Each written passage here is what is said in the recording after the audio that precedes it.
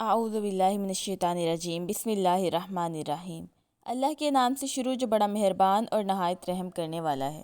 دوستو، کیا آپ جانتے ہیں کہ آپ اس دنیا کے کسی بھی کونے میں چلے جائیں اور اپنے آپ کو جتنا مرضی اکیلا رکھیں، لیکن اس کے باوجود ایک ایسی خوفناک مخلوق ہوتی ہے جو ہر وقت آپ کے ساتھ رہتی ہے اور آپ کے ہر اچھے یا برے فعل کے بارے میں یہ جانتی ہے۔ دوستو، اس مخلوق کی سب سے خوفناک بات یہ ہے کہ یہ مخلوق نہ صرف آپ کے ساتھ ہوتی ہے بلکہ یہ مخلوق آپ کے جیسا چہرہ بھی رکھتی ہے اور اس کا چہرہ آپ کے چہرے جیسا ہوتا ہے۔ اس کے ہاتھ، پاؤں اور جسامت سب آپ کے جیسی ہوتی ہیں۔ اس بات کو یوں سمجھ لیں کہ یہ مخلوق آپ کی ہم شکل ہوتی ہے۔ اس کی آواز بھی بالکل آپ کی آواز جیسی ہوتی ہے۔ آج کی اس منفرد ویڈیو میں ہم آپ کو بتائیں گے کہ ہر انسان کے ساتھ پیدا ہونے سے لے کر مرنے تک رہنے والی یہ ہم شکل مخلوق کون ہے۔ کیا یہ ہر پیدا ہونے والے انسان کے ساتھ پیدا ہوتی ہے اور یہ مخلوق کس وجہ سے ہر وقت انسانوں کے ساتھ رہتی ہے اور یہ انسانوں سے کون کون سے خوفناک کام کرواتے ہیں اور مرنے کے بعد یہ مخلوق کہاں چلی جاتی ہے۔ دوستو، ان تمام تر سوالات کے جوابات قرآن و حدیث کی روشنی میں آج اس ویڈیو میں ہم آپ کو بتائیں گے، لہٰذا آپ سے گزارش ہے کہ ہماری اس ویڈیو کو اینڈ تک ضرور دیکھیے گا۔ اللہ تبارک و تعالیٰ نے اس کائنات کے اندر بے شمار مخلوقات کو پیدا کیا، لیکن اس کائنات میں صرف دو مخلوقات ایسی ہیں جن کو اللہ تبارک و تعالیٰ نے عبادت کرنے کا حکم دیا، ایک انسان اور دوسرے جنات۔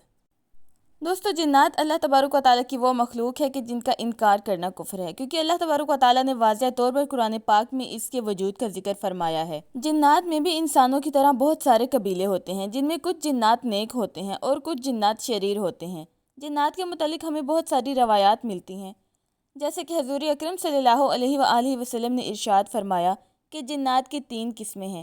جنات کی ایک قسم ایسی ہے جن کے پر ہیں اور یہ ہوا میں اڑتے ہیں۔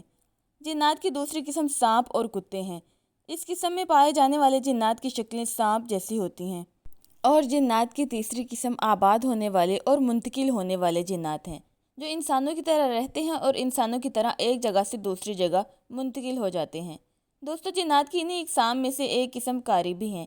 ان کو قارین کہا جاتا ہے۔ کوئی انسان پیدا ہوتا ہے تو اس کے ساتھ ایک ہمزاد بھی پیدا ہوتا ہے جو اس کا ہم شکل ہوتا ہے اور یہ ساری زندگی اس انسان کے ساتھ رہتا ہے۔ اس پیدا ہونے والے ہمزاد کی شکل و صورت بالکل ہمارے جیسی ہوتی ہے، یعنی میرے اور آپ سب کے ساتھ ایک ایک ہمزاد رہتا ہے جس کی آواز ہماری آواز سے اور شکل ہماری شکل سے ملتی جلتی ہے۔ یہ انسان کے پیدا ہونے سے اس کے مرنے تک اس کے ساتھ رہتا ہے۔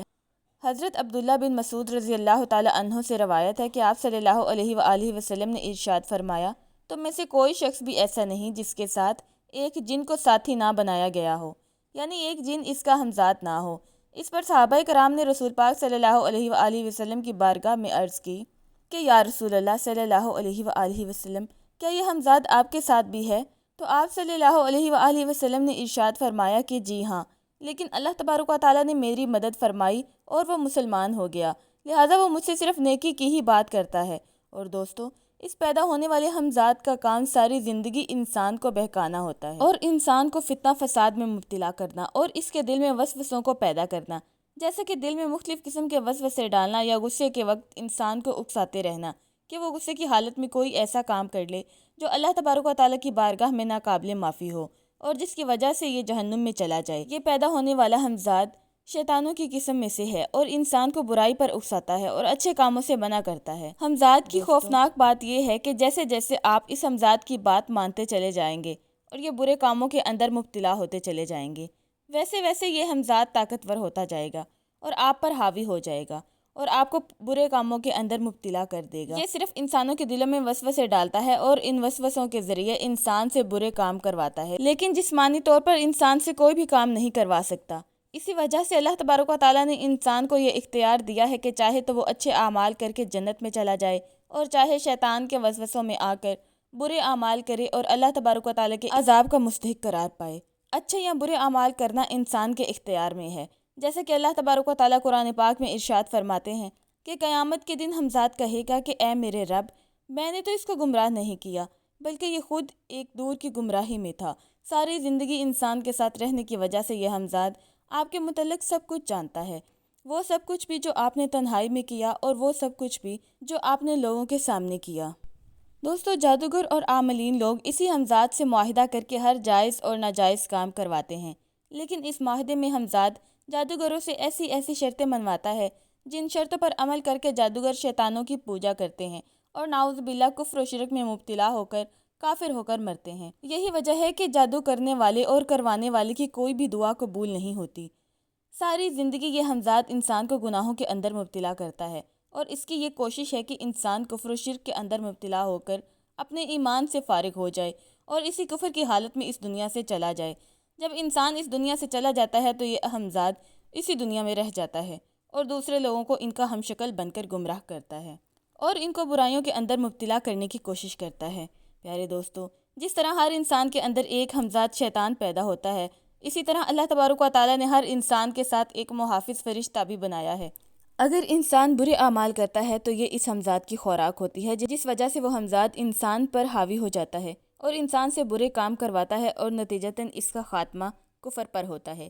اور اس کے برعکس اگر انسان اچھے اعمال کرے اور اللہ تبارک و تعالیٰ کا ذکر کرے، قرآن پاک کی تلاوت کرے اور 5 نمازیں باجماعت ادا کرے، تو یہ تمام تر نیک اعمال اسی فرشتے کی خوراک ہوتے ہیں، جس فرشتے کو اللہ تبارک و تعالیٰ نے انسان کی حفاظت کے لیے پیدا فرمایا۔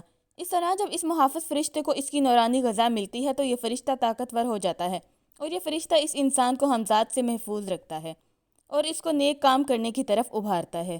بس یہ انسان کے اختیار میں ہے کہ وہ چاہے تو برے اعمال کر کے جہنم میں چلا جائے یا نیک اعمال کر کے جنت میں چلا جائے۔ اللہ تبارک و تعالیٰ سے دعا ہے کہ اللہ ہمیں نیک اعمال کرنے کی توفیق عطا فرمائے اور نفس و شیطان کے شر سے محفوظ رہنے کی توفیق عطا فرمائے۔ دوستو، اس تمام واقعے سے ہمیں یہ سبق حاصل ہوتا ہے کہ نیک اور برے اعمال کرنا انسان کے اپنے اختیار میں ہے، لہٰذا ہمیں کوشش کرنی چاہیے کہ ہم اپنے نفس کو نیکی کی طرف لے کر جائیں، اچھے اعمال کریں، تاکہ کل کو ہم اللہ تبارک و تعالیٰ کے سامنے ایک مسلمان کی حیثیت سے پیش ہوں، نہ کہ کافر کی حیثیت سے۔ اللہ پاک ہم سب کو نیک اعمال کرنے کی توفیق عطا فرمائے اور ہم سب کا حامی و ناصر ہو، آمین۔